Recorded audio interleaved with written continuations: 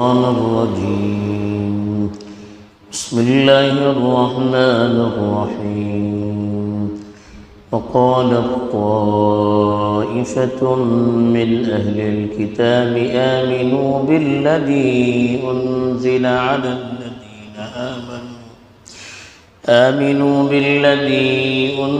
على الذين آمنوا وجه النهار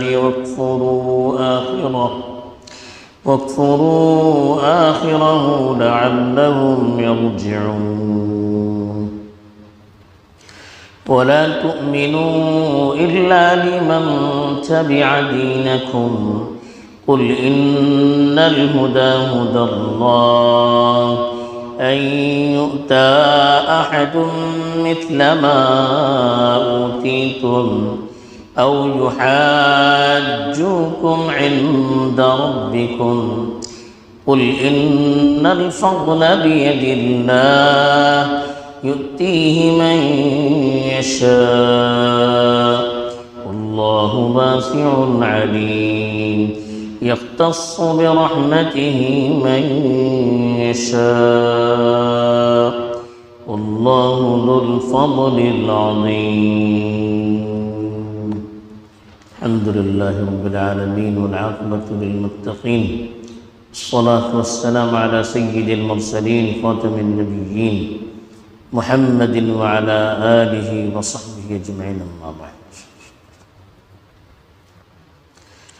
کل جو آیتیں تلاوت کی گئی تھی اس میں بتایا گیا تھا کہ یہودیوں کی ایک جماعت مستقل کوشش کر رہی تھی کہ کسی طرح سے مسلمانوں کو صحیح راہ سے دور کر دے، ان کے سامنے اپنی باتوں کو بھی الٹ پلٹ کر اس طرح سے پیش کرتی کہ لوگوں میں کنفیوژن پیدا ہو جاتا، اشتباہ پیدا ہو جاتا، حقائق کو چھپاتی تھی، یہ سب کچھ جان بوجھ کر کرتے تھے۔ اسی طرح سے اور بھی وہ سازشیں کیا کرتے تھے جن کا مقصد یہی ہوتا تھا کہ مسلمان کسی طرح سے اسلام کے بارے میں، رسول اللہ صلی اللہ علیہ وسلم کے بارے میں کنفیوژن میں پڑ جائے، ان کا اعتماد اٹھ جائے، اس کے لیے وہ کوشش کیا کرتے تھے۔ اب جو آیات تلاوت کی گئی ہیں اس میں بھی، ان میں بھی ایک نمونہ اسی کا پیش کیا جاتا ہے کہ کس طرح سے وہ آپس میں سازشیں کر کر کے کوشش کیا کرتے تھے کہ مسلمانوں کو ان کے دین پر جمنے نہ دیا جائے، دین کے سلسلے میں ان کے دلوں میں شکوک اور شبہات پیدا کیا جائے تاکہ کسی طرح سے وہ دین سے دور ہو جائے۔ اب ایک ترکیب یہ بتائی کہ وَقَالَتْ طَائِفَةٌ مِّنْ أَهْلِ الْكِتَابِ، کتاب والوں میں سے ایک جماعت نے کہا۔ ظاہر بات ہے اس وقت مدینے میں یہودی آس پاس زیادہ رہا کرتے تھے، تو یہودیوں کے کچھ لوگوں نے آپس میں طے کر لیا کہ آمنوا بالذی انزل علی الذین آمنوا وجہ النہار، جو چیز ایمان والوں پر نازل ہوئی ہے صبح میں تم اس پر ایمان لے آؤ۔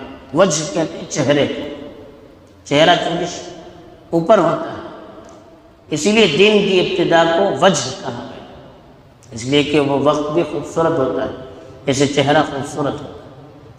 تو کہا کہ دن کے ابتدائی حصے میں تم لوگ ایمان لے آؤ، یعنی ظاہر میں مسلمانوں کے سامنے یہ ظاہر کر دو کہ تم ایمان لے آ چکے، وَاكْفُرُوا آخِرَهُ، اور دن کے آخری حصے میں کفر اختیار کرو، یعنی صبح میں تو مسلمانوں کے سامنے ظاہر کرو کہ تم مسلمان ہو چکے، اور شام میں اسلام سے پھر جاؤ اور یہ کہو کہ ہمیں اسلام پر بھروسہ نہیں ہے، ہم دوبارہ اپنے مذہب کی طرف لوٹ جاتے۔ مقصد کیا تھا؟ لعلہم یرجعون، وہ آپس میں یہ طے کرتے تھے کہ شاید اس طرح سے مسلمان اپنے دین سے لوٹ آئیں، پھر جائیں، دین کو چھوڑ دیں۔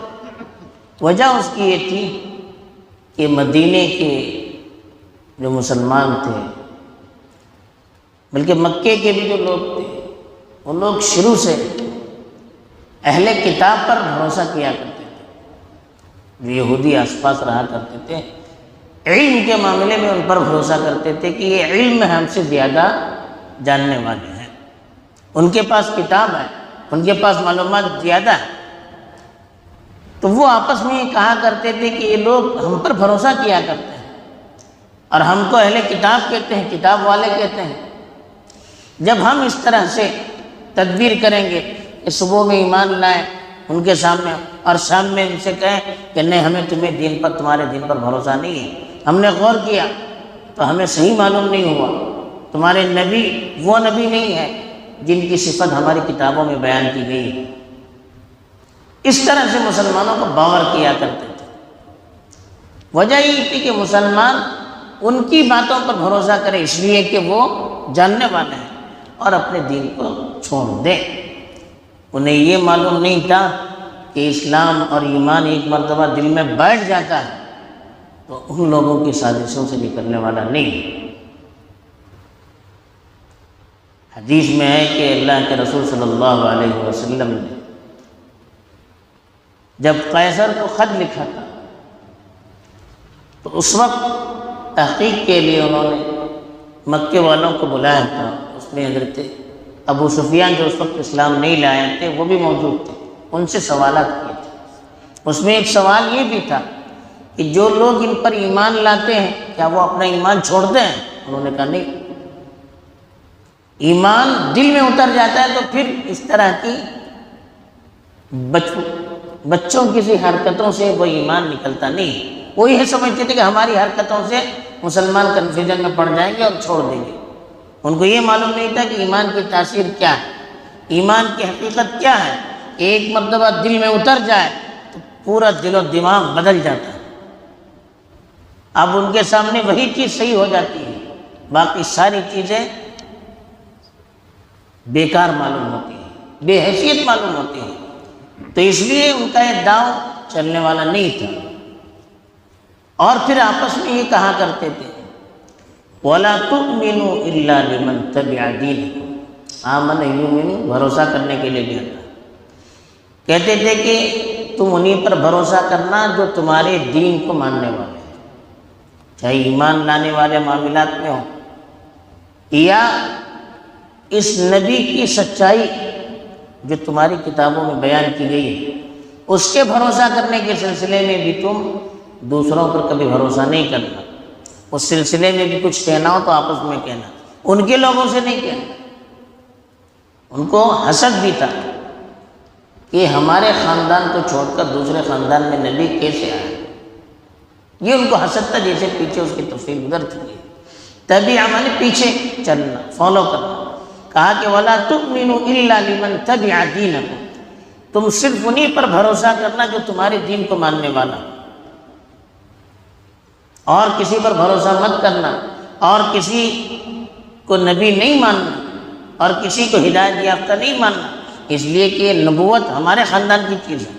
اللہ نے فوراً جملے کو کاٹ کر کہا قل، آپ کہیے ان الہدی ھدی اللہ، حقیقت میں ہدایت تو وہ ہے جو اللہ کی ہدایت ہے، آپ جس کو ہدایت کہہ رہے ہیں وہ ہدایت نہیں ہے، آپ اپنے آپ کو صحیح سمجھ رہے ہیں، آپ صحیح نہیں ہیں۔ اصل ہدایت کے معنی صحیح راستہ دکھانا، تو صحیح راستہ دکھلانے کا جو پیغام حقیقت میں آتا ہے وہ اللہ کی طرف سے آیا، تمہارے پاس کچھ بھی نہیں ہے۔ پھر ان کی بات اللہ کوٹ کر رہا ہے، وہ کہتے تھے کہ أَن يُؤْتَى أَحَدٌ مِثْلَ مَا أُوتِيتُمْ، اس بات کو کبھی نہیں ماننا کہ تمہیں جو چیز دی گئی ہے اسی طرح کی چیز اور کسی کو دی جائے، یعنی تمہارے خاندان میں نبی آ چکے ہیں، تمہارے خاندان میں کتابیں نازل ہو چکی ہیں، اب یہ چیز کسی دوسرے کو ہو جائے، یعنی اللہ کے رسول جو دوسرے خاندان سے ہیں ان کو نبوت مل جائے، ان پر کتاب نازل ہو جائے، اس کو کبھی باور نہ کرنا۔ او یحاجوکم عند ربکم، حاج کے معنی بحث و مباحثہ کرنا، دلیل دینا۔ یہ لوگ تمہارے پروردگار کے پاس تمہارے خلاف بحث و مباحثہ کریں، دلیل پیش کریں، اس کو قبول نہ کرنا۔ یعنی نبوت ہوگی تو تمہارے خاندان میں، اس کو کبھی ماننے کے لیے تیار نہیں ہونا کہ دوسرے خاندان میں بھی، جیسے تمہارے خاندان میں نبی آ چکا ہے دوسرے خاندان میں بھی نبی آ جائے، جیسے تمہارے خاندان میں معجزے دیے گئے ویسے اور کسی کو دیا جائے، جیسے تمہارے خاندان میں کتابیں نازل ہو چکی اور کسی پہ نازل ہو جائے، اور یہ لوگ کل آخرت میں اللہ کے پاس تمہارے خلاف گواہی دینے والے بن جائے۔ یہ کسی کے بارے میں تم تصور قبول نہیں کرنا، یہ عقیدہ صرف تمہارے خاندان کے ساتھ رہے، اور کسی کی بات اس سلسلے میں ماننا نہیں، اس سلسلے میں اور کسی پر بھروسہ نہیں کرنا۔ یہ آپس میں طے کرتے تھے۔ اللہ نے جواب دیا، قل آپ کہیے ان الفضل بید اللہ، انعامات اور فضائل تو اللہ کے ہاتھ میں ہے، کس پر انعام کرنا چاہیے کس پر انعام نہیں کرنا چاہیے یہ اللہ کا اختیار ہے۔ نبی کس کو بنانا چاہیے کس کو نہیں بنانا چاہیے، کتابیں کس کو دینی چاہیے کس کو نہیں دینی چاہیے، معجزے کن پر اتارنے چاہیے کن پر نہیں اتارنے چاہیے، یہ تم بیٹھ کر طے نہیں کرتے، یہ اللہ کا انعام ہے۔ اللہ جس کو چاہے دے سکتا ہے۔ تمہارے خاندان میں انبیاء بہت سے بھیجے، اب دوسرے خاندان میں اللہ نے بھیج دیا، تم کون روکنے والے ہو؟ اللہ کا اختیار ہے، اللہ جس کو چاہے دے سکتا ہے۔ ان الفضل بید اللہ، کہ فضائل خوبیاں یہ سب اللہ کے ہاتھ میں ہے۔ یؤتیہ من یشاء، وہ جس کو چاہے دے سکتا ہے۔ واللہ واسع علیم، اللہ بڑی وسعت رکھنے والے، ہر طرح کا علم رکھنے والے ہیں۔ یعنی اللہ کی حکومت بہت بڑی ہے، اللہ کا علم بہت بڑا ہے، اللہ کی دولت بہت بڑی ہے، اللہ کے انعامات بہت زیادہ ہیں، وہ جس کو چاہے دے سکتے ہیں۔ وہ جانتے ہیں کس کو دیا جائے، کس کو نبی بنانا بہتر ہے کس کو نبی بنانا بہتر نہیں ہے، کس پر کتاب نازل کی جائے کس پر کتاب نازل نہ کی جائے، وہ اللہ جانتے ہیں۔ اللہ اعلم حیث یجعل رسالتہ، اللہ کو زیادہ معلوم ہے کہ رسالت کس کو دی جائے، رسول کس کو بنائے، اللہ جانتے ہیں۔ تم کون فیصلہ کرنے والے ہو؟ ہمارے خاندان میں ہو تو ماننا، ان کے خاندان میں ہو تو نہیں ماننا، یہ تقسیم کرنے والے تم کون ہو؟ یختص برحمتہ من یشاء، اپنی رحمت سے جسے چاہے وہ مخصوص کر سکتا ہے، اپنی رحمت سے وہ جسے چاہے مخصوص کر سکتا ہے، وہ جسے چاہے انعام کے لیے خاص کر سکتا ہے، نبی بنانے کے لیے خاص کر سکتا ہے۔ آپ کو پوچھنے کا اختیار نہیں ہے، کسی خاندان کی یہ جاگیر نہیں ہے، اس کا اختیار وہ جسے چاہے دے سکتا ہے۔ اللہ ذو الفضل العظیم، اللہ تعالیٰ بڑے فضل والے ہیں، وہ اپنا فضل جس پر چاہے اتار سکتے ہیں۔ بہرحال ان آیات میں اللہ نے یہی بتایا کہ ان کے دل میں کتنا بغض تھا، کتنی نفرت تھی، کس طرح کا حسد کیا کرتے تھے کہ وہ نبوت کو اپنے خاندان کی جاگیر کہا کرتے تھے، اپنے خاندان کے علاوہ اور کسی کو نبوت ملے اس پر بھروسہ کرنے کے لیے تیار نہیں تھے۔ ان کے خاندان کے علاوہ اور کوئی خاندان والا اللہ کے پاس غالب آ جائے اس کو ماننے کے لیے تیار نہیں تھے۔ اسی حسد میں وہ کوشش کرتے تھے کہ کسی طرح سے جھوٹ موٹ کا اسلام لوگوں کے سامنے ظاہر کریں اور پھر اسلام سے دور ہو جائیں، تاکہ لوگ خود کنفیوژن میں پڑ جائیں کہ ہم جاننے والے اہل کتاب، جب ہمارے نزدیک یہ نبی صحیح نہیں ہے تو تمہارے نزدیک کیسے صحیح ہو سکتا ہے۔ یہ داؤ لگانے کی وہ کوشش کیا کرتے تھے، لیکن ان احمقوں کو یہ نہیں معلوم تھا کہ اللہ کی ذات کتنی بڑی ہے۔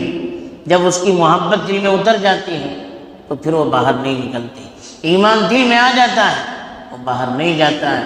اور دوسری چیز، نبوت اللہ کا انعام ہے، کسی خاندان کے ساتھ خاص نہیں۔ تمہارے خاندان میں خصوصیات تھی، تمہارے خاندان میں نبیوں کو اتار دیا، اب تمہارے خاندان سے اس خصوصیات ختم ہو گئی، لائق نہیں رہا تمہارا خاندان، تو اللہ نے دوسرے خاندان میں نبی اتارا۔ تیسری چیز بتائیں کہ اللہ تعالیٰ کی رحمت دینے کا اختیار اس کا ہے، وہ فضل کرنے والا، وہ انعام کرنے والا، وہ جس پر چاہے انعام کر سکتا ہے، کسی خاندان کی جاگیر نہیں ہے۔ تو بہرحال ان کے اندر کیا مشورے ہوتے تھے، کیا پلان وہ کیا کرتے تھے، کس طرح سے سازشیں وہ کیا کرتے تھے، اس کا بھانڈا اللہ نے پھوڑ دیا۔ اور کچھ چیزیں یہاں پر ظاہر کر دی۔ اللہ تعالیٰ صحیح سمجھ عطا فرمائے، قرآن کو صحیح سمجھ کر عمل کرنے کی توفیق دے۔ وآخر دعوانا